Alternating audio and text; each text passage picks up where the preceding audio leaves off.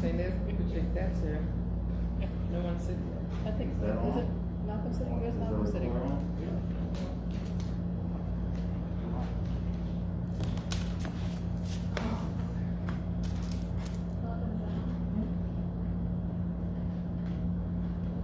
So we're ready? Okay. So the Urban Renewal Agency meeting for Tuesday, August 18th, 2020 is called to order. It is 10:42 a.m.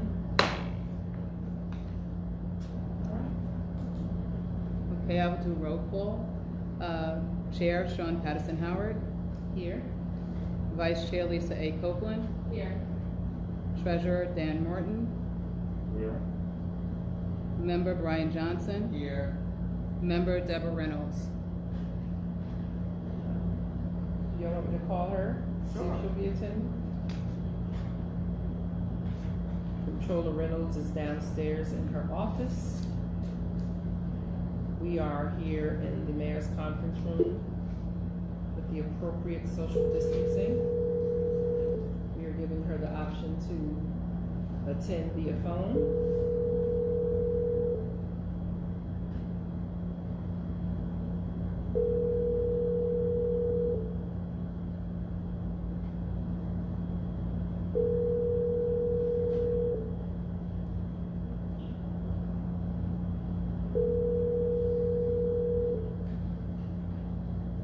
Thank you for calling the office of Comptroller Deborah Reynolds. Please leave a message and we'll get back to you as soon as we can. For any transfer tax questions, please call Ludisha at 914-665-2313 or send an email to double-L. Should I try one more number? No. Okay. I mean, she asked for the dial-in. She asked for the dial-in. I do not believe in how many months has she been in office? 32 now? From the day she finished. So she's never attended an Urban Renewal Agency board meeting. She did ask for a dial-in number. We did provide her with the dial-in number. We have tried to call her. Okay. She's not answering, so we're gonna proceed. Thank you. Now we're going to move forward with the approval of the previous meeting minutes.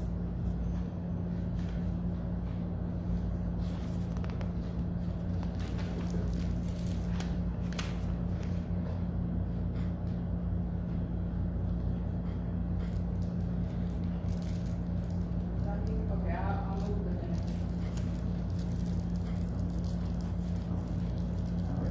I read the second.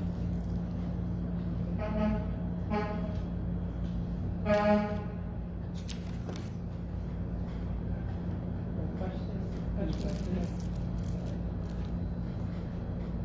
Roll call. Chair Sean Patterson Howard. Approval. Aye. Vice Chair Lisa A. Copeland. Aye. Treasurer Darren Morton. Aye. Member Brian Johnson. Aye. Member Deborah Reynolds.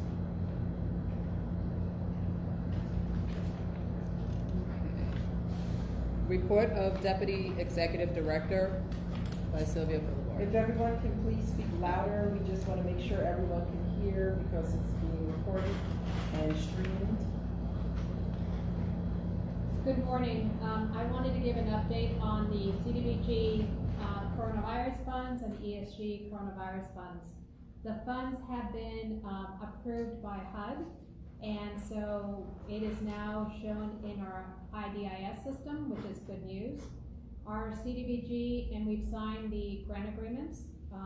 The CDBG for fiscal year 2020, along with all of the entitlement funds for fiscal year 2020 have been approved by HUD. And so our consolidated plan, they requested 1 or 2 minor modifications that have been completed and submitted to HUD as of yesterday. So our con plan should be approved as well. So we're in a really good place in terms of approvals. Next steps is we have been in discussions regarding how we're going to allocate our CDBG coronavirus funds, which we are receiving $1 million from HUD. And there have been conversations about using those funds to purchase 4 ambulances. And I wanna confirm that with the board, because if that is the case, we will have to do a substantial amendment. Because, at the time we were looking at how we were gonna allocate these funds, we weren't sure, which way we were gonna go, because the challenges are great, the needs are great. And because health equity is a huge priority for the city, we have a hospital where we don't know if they're going to close or the status of the hospital, and we're still sorting that out. The importance of these ambulances for the city, in order to reduce the emergency response time, is a huge strategic priority. So we will have to do, if we move forward in that direction, we will have to do a substantial amendment and amend the 2020 annual action plan. And that public comment period will be 5 days. And we will have a virtual public hearing. And once we move towards that process and finalize that process, then if all goes as indicated, then we can move forward with the purchase of the ambulances. That's item number 1. Any questions on that? No. Just for the record, I mean, Mount Vernon has heavily utilized mutual aid from around the county for ambulances. We currently have a contract with Empress for 2.5 full-time ambulances at a cost of over $500,000 to the city. We know that the revenue generated from those 2.5 ambulances is about $1.2 million a year, for a net gain to Empress of $700,000. The challenges being a community of over 100,000 people, 2.5 ambulances is just not enough. And for the city to continue to pay out $500,000 a year, year over year, is cost prohibitive, especially for a small number of ambulances. We tried to increase our contract with Empress during COVID because our fire department and EMS were doing over 40 calls a day at the height of COVID, and many of our residents were waiting for an exorbitant amount of time for ambulance service, and so this is why we've decided to dedicate our monies towards this. The purpose for the CDBG COVID funds are to help to improve the infrastructure and the capacity of the city to serve our residents in the midst of a COVID environment, and so ambulances are what we are so sorely lacking, and it will be paid for outside of taxpayers' money, but it will provide ongoing revenue for the city of Mount Vernon for years to come. So the cost of running it is less than the cost of the revenue, less than the amount of the revenue that comes in. So it is a good thing for us, and it will improve our ability to respond to our community's medical challenges at no cost to the city. And we are also receiving $1.8 million in ESG coronavirus funds, and those funds are to address the needs of the homeless. So we're looking at emergency rent and utility assistance. We are looking at providing funds to the emergency shelters in our city. We have 3. We're looking at street outreach. And I am putting together and finalizing this week, Mayor, the job description for a director of homeless services. Since we have $1 million coming in, we need to make sure we have a person dedicated to ensuring that we are in compliance with HUD requirements. It is a huge undertaking. It is the first time in 10 years we are receiving ESG funds, so we're having to do everything from the ground up and prepare and make sure that we are ready come November to respond to the needs of those who are homeless and those who are at risk of becoming homeless. With what is happening right now with unemployment benefits and the lack of capacity right now to pay for basic needs of our families for food and shelter, we are reaching a crisis point. So we want to make sure we are able to respond as quickly as we can. So the job description will be done this week. We are going to be putting together written policies and procedures, and we will issue an RFP within the next 45 days, so that organizations who are interested in applying and working with us to partner to address the needs of our homeless are able to do so, Are homeless and those at risk for and homelessness. those at risk of homelessness. So there's two areas of focus. We are required to coordinate with the COC, so one of the things we're also doing is we will have some of the members of the COC review and score those applications that come in, because we want to make sure we also meet the benchmarks and outcomes and metrics that the COC has for homeless here in the county. So we work very closely with our Westchester COC partnership. We serve on the board. We have a very strong and positive relationship, and we probably are going to be the only jurisdiction who asks them to review and score these applications. Thank you. Thank you. 2018 CAPER report. So the New York field office has reviewed the 2018 CAPER report. I have to make some minor modifications, and once those are completed, I will submit. My goal is to submit fairly quickly. They are currently reviewing our 2019 CAPER report. So we should have everything completed in the next 2 months at the very latest, keeping in mind that the New York field office, it has other jurisdictions they're working with, but they are currently reviewing our 2019 CAPER report as we speak. Thank you. Thank you for being so on top of things. And then the last, Cities for Financial Empowerment. So the Cities for Financial Empowerment. So we are one of the cities that were selected to partner with the Cities for Financial Empowerment. It's a national nonprofit organization dedicated to helping jurisdictions across the country develop and implement a financial empowerment program. We are one of the cities selected from across the country. I'm delighted to say we're the only New York jurisdiction that has been selected to participate in the Financial Navigator program. We are going to partner and are partnering with Urban League of Westchester, and they will hire 2 financial navigators part-time to provide information and resources to the citizens of the city in order to be able to respond to the pandemic. So information about rental assistance, unemployment, small business assistance, student loans, any information that they need to help them to become financially stable. So they will receive that information, and it'll be information regarding federal, state, and local resources. So we are delighted to have this opportunity, and it helps the city as we begin to look at how we build a financial empowerment program to respond to the needs of the citizens of the city. And just to confirm that citizens can take advantage of this support via virtual means as well. So they'll be able to do Zoom-based or online-based consultations with the financial navigators. It'll be via phone. Via correct. phone, okay. So the financial navigators will have set times set aside every day where they will answer calls from residents of the city and provide any information they need about resources available to them. So people will be able to do it at a distance. You're not required to come into an office. Okay. That's the resolution we're supposed to vote on today, but we didn't vote on it. No, we haven't To voted. accept the money. She's just explaining the program. And I have included, I have done a resolution requesting the authorization for the mayor to sign the contract agreement.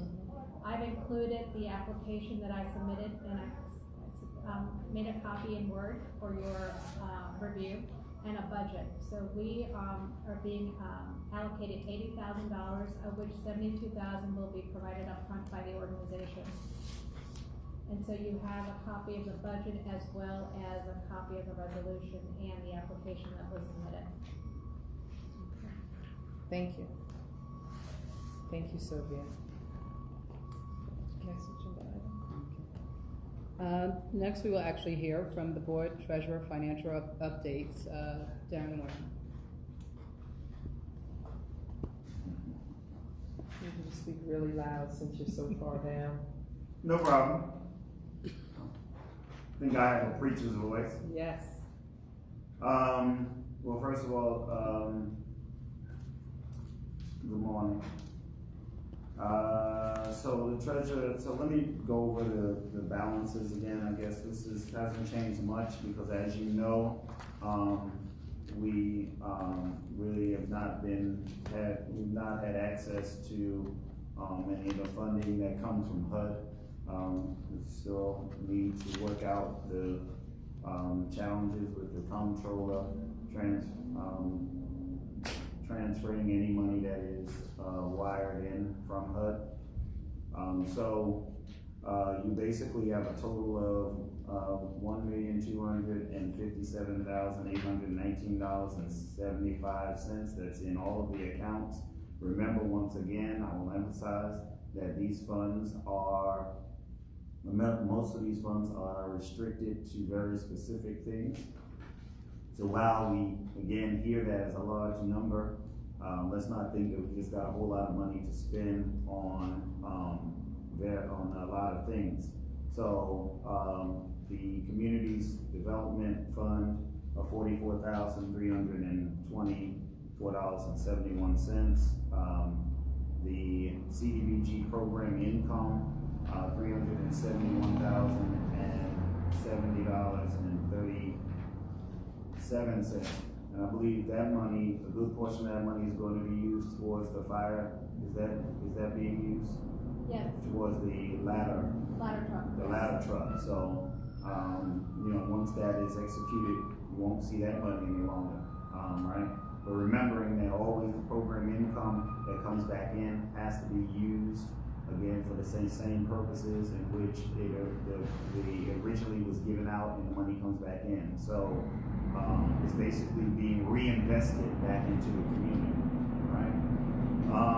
If you look down again, a general account, which is just $23,721.95. Local trust for a home, and again, that's dealing with actually rehab and affordable housing kinds of projects, things of that sort. 62,314 and 27 cents.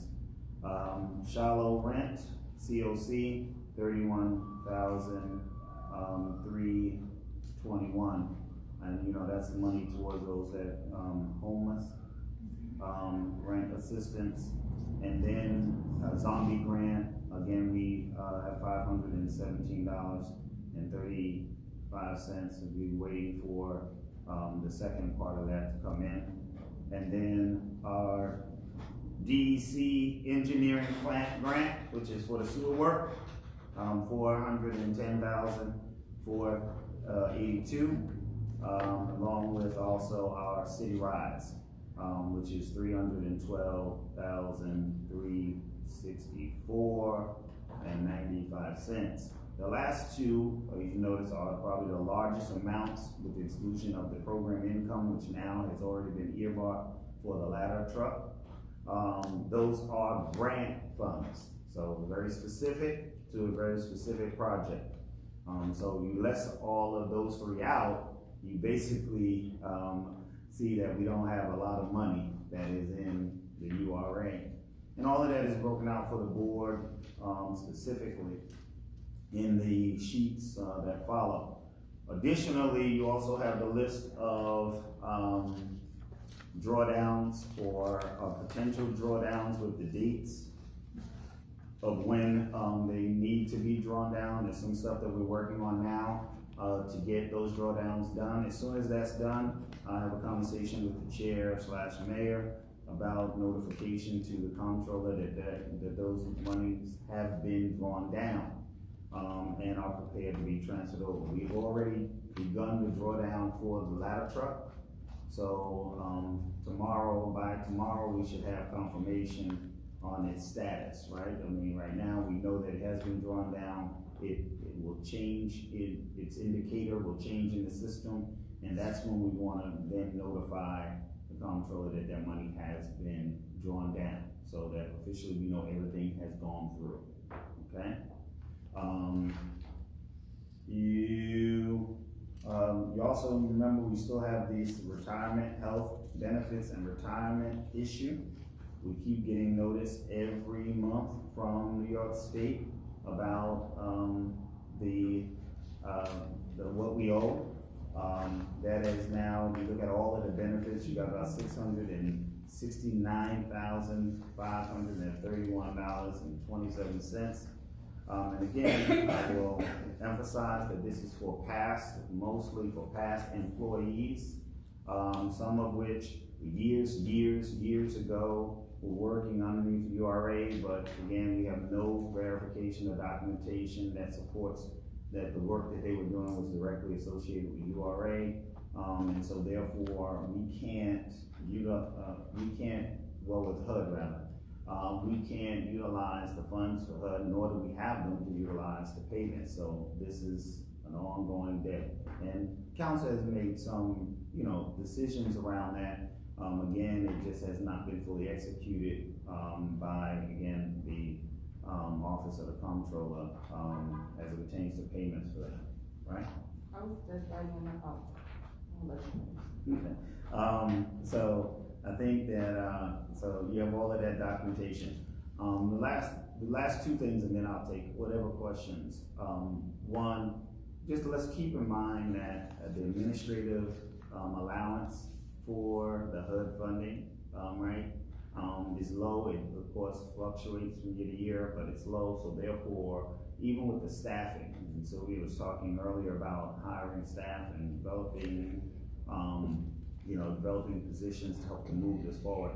At some point, the city, my recommendation is that the city, URA with the city, we're gonna have to develop some sort of agreement, MOU, something that deals with the staffing issues and the benefits, right? Based upon what has happened, or what we know as it pertains to the money. Remember, years ago, former Mayor Ernest Davis used to always say, you get this federal money from them, but then, the requirements on it are so high that the question is it of value? Well, it is of value, right? It is of value. However, what we need to do is we need to create a balance of what it is that we can pay for, right? Because the benefit in that is that one, you get some services to our constituents, to our community, right? And you know what? Yes, some people get hired to do a job, so that also helps with the economy of the city.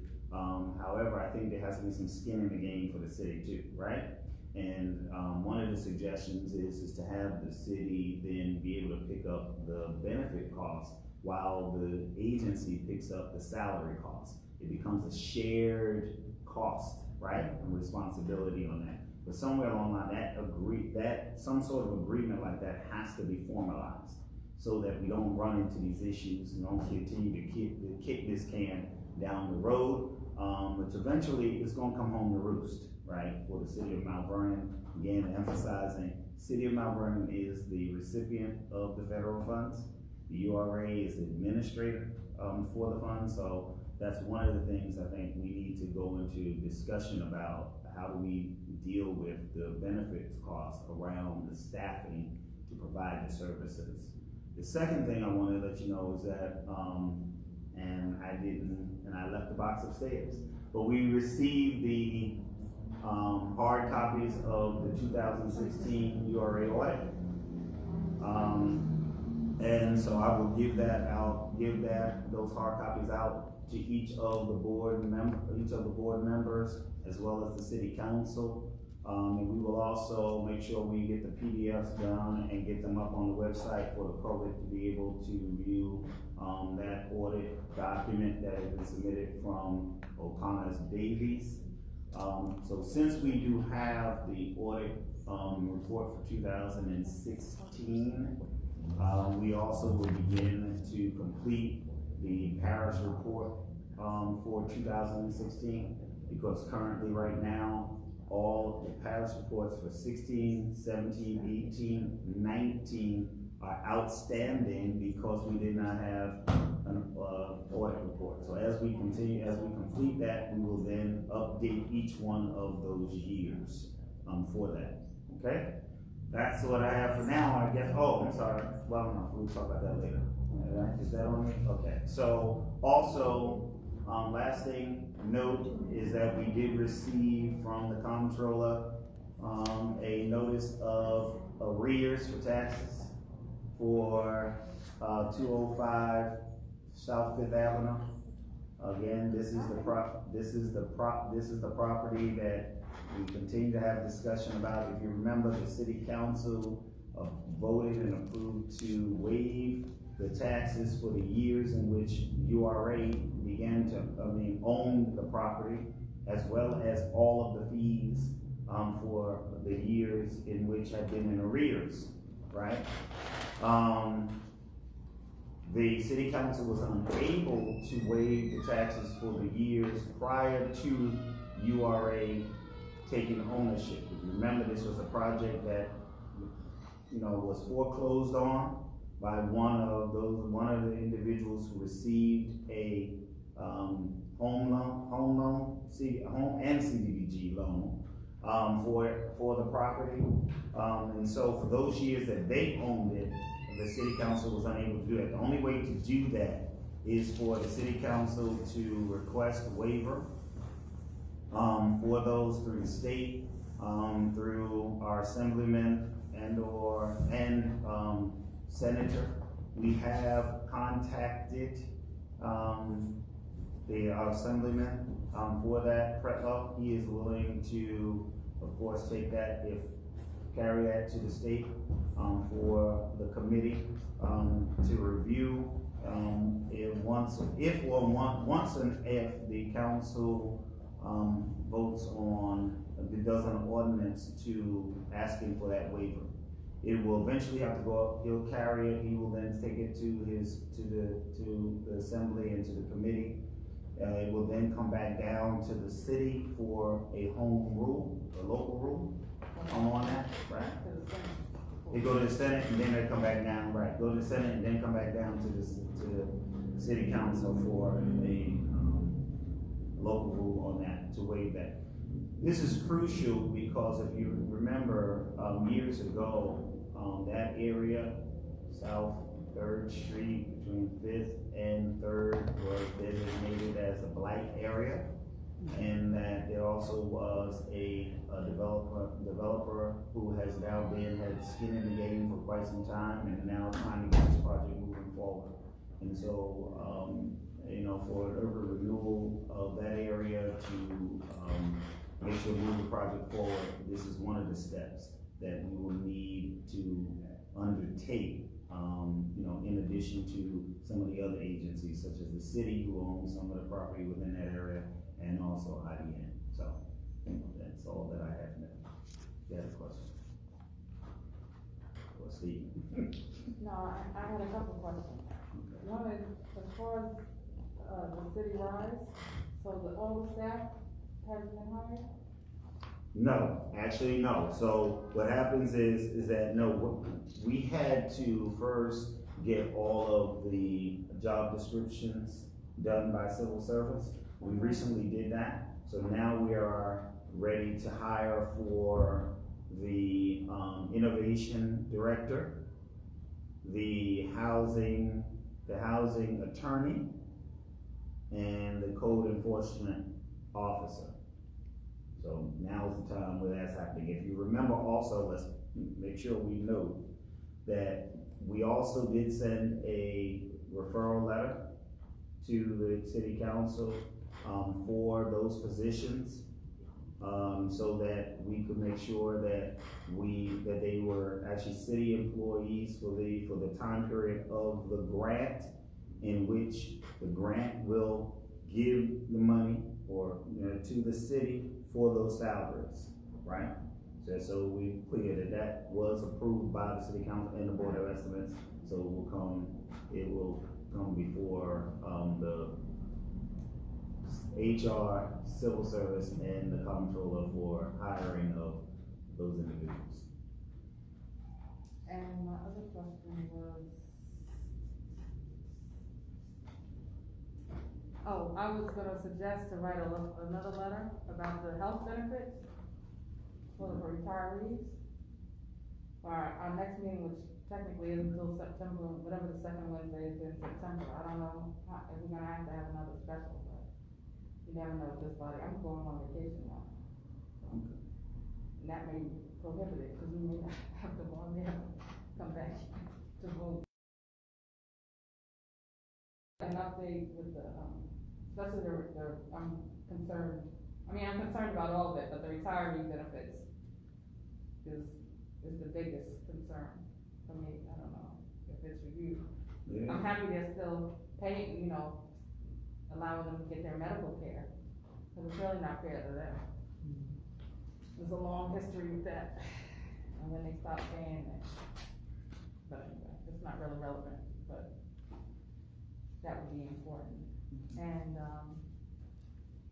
And we did pass legislation, but the money was never transferred For, for a partial payment. correct, that is correct. I'm trying to think. Well, I'll ask Corporation Council a question about, maybe there's a way. Let's see what we can do with that.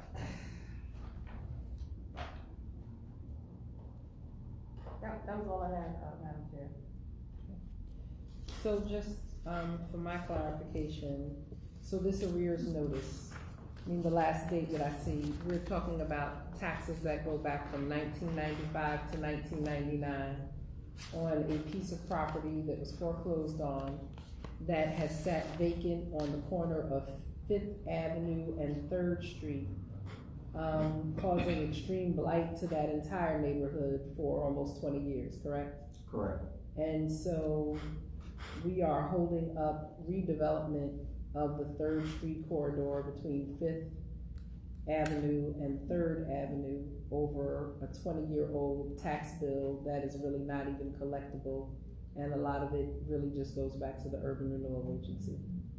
Correct. And I will also do a letter about the home rule to us. I'm trying to think the last time we did one. The last time I remember doing one was for a church, I can't remember which church it was. But Bruce Bozeman was representing them. Who's left there that could find it now? Maybe, Ms. Thompson.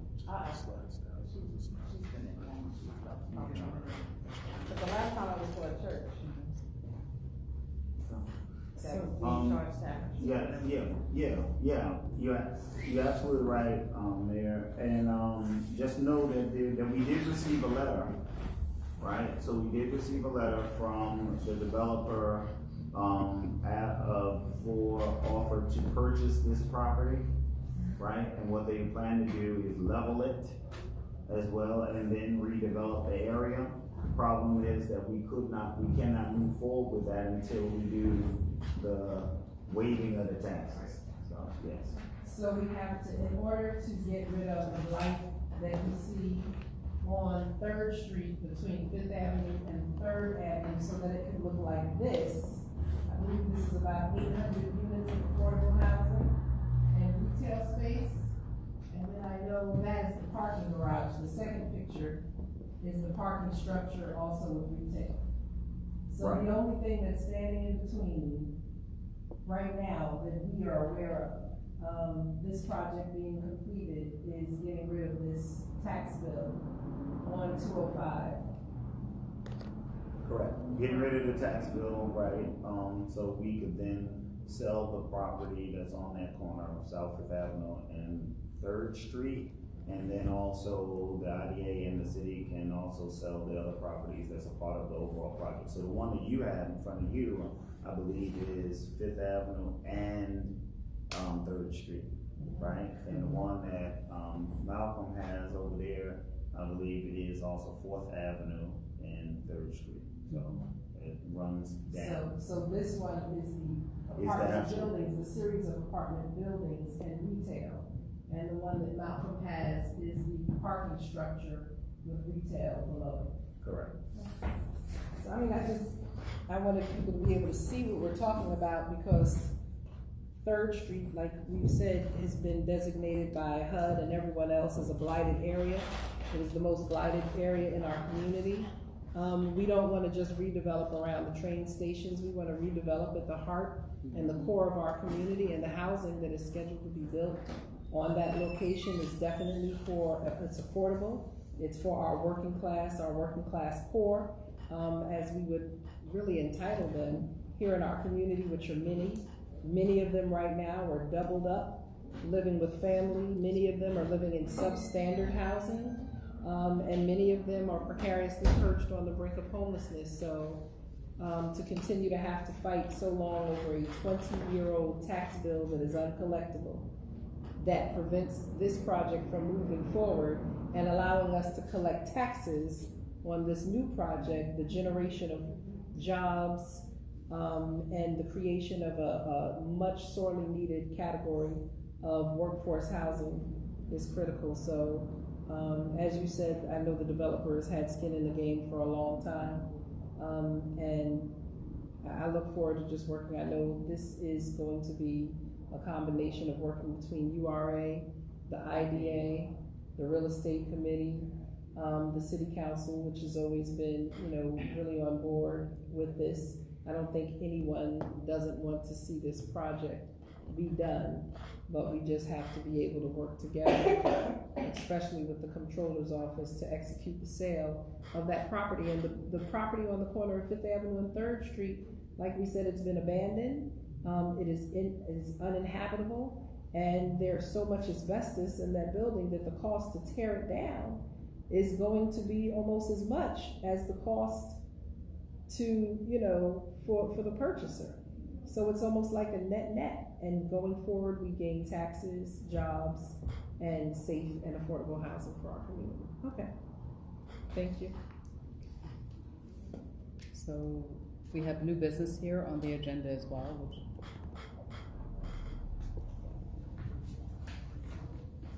Well, I think that I may have just generally covered the new business when we talked about it, but we did receive that letter from the developer for that project, and so at the next meeting we'll just make sure that we put that on the agenda for the record. But know that we are going to do as Council President Copeland said, we'll draft a letter and send it off to the council, because previously URA had already voted for this developer to be the developer of record, and also for us to move this property. Sylvia and I have been making inquiries with HUD to make sure that we, of course, are in compliance federally with whatever we do. So it's not as easy as just doing it, but we're working through all of the details to get it done. Okay. And then under new business, I'm not sure if the board would like to vote today on the resolution authorizing the mayor to enter into an agreement with the CFE. So as Sylvia reported, we got notice of this money for the CFE. The cities for financial employment. Right. And we've been working with the law department. So the law department is just reviewing the contract itself. We talked with the assistant corporation counsel this morning. We thought the contract was good. There was some minor technical changes that he wanted to make. So I don't know how comfortable the board would be to approve this or not, but if not, then we may have to call a special meeting and come back, because we really need to kind of get this done and move this forward. So I leave it to the board. Well, I'm comfortable, moving it forward. We know that it's just technical language that needs to be changed. But this is a program that we definitely want to get off the ground to ensure that our residents have access to the services of the financial navigators. We are one of 31 communities across the country receiving this money. We know that Mount Vernon has been disproportionately impacted by COVID-19. The economic impact it's had on our families is overwhelming and quite daunting, and to be able to provide additional services and, sometimes hand-holding, because this is an overwhelming time and the amount of resources out there are not enough to cover the need for everyone. If we can gain access to these resources for our residents, it's something I'd want to move forward.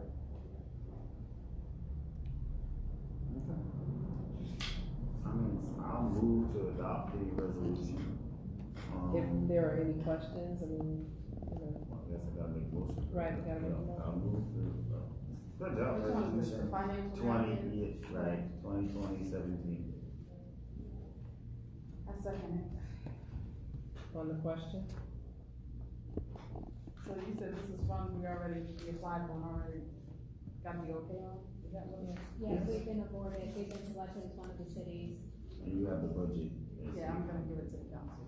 And they will advance 70,000 of the $80,000 to us, so it's not as if we have to spend beforehand. Yeah, you know, I'm feeling it too. I don't know what it is. Okay. We'll call for the Roll vote. call. Okay, road call, Chair Sean Patterson Howard, Aye. Vice Chair Lisa A. Copeland, Aye. Treasurer Darren Morton, Aye. Member Brian Johnson, Yeah, just step away. he stepped away, and Member Deborah Reynolds. Not here.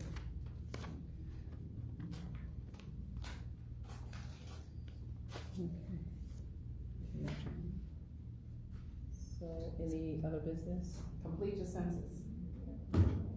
We're 1 month shorter than we used to be, so that's the message, complete your census. Absolutely. 2020 census.gov. Or if you wanna do it online, 1-844-330-2020, huh? You said online, you meant on the phone. Oh, if you wanna do it on the phone, if you wanna complete it online, as the council president said, census2020.gov, and on the phone, you can complete your census at 1-844-330-2020. And it's critical because all of the monies that we get through the Urban Renewal Agency are based on our census numbers, and we don't want this money to be cut in half or eliminated because we don't meet the threshold of a city that is eligible, that is an entitlement community. Right now, Mount Vernon is an entitlement community because of our size and because of our level of poverty, but we could fall outside of that scope if we don't complete the census at great enough numbers, so. Plus, we're losing a very senior congressperson, so that will be a big Impact. impact. We have not yet seen, it does not yet appear what it will be, but it's not a good thing. So I move to that we adjourn if there's nothing else. Madam Chair Lady. Second? Second. Okay, roll call, Chair Sean Patterson Howard, Aye. Vice Chair Lisa A. Copeland, Aye. Treasurer Darren Morton, Aye. Member Brian Johnson, Member Deborah Reynolds. Meeting is adjourned at 11:25 a.m.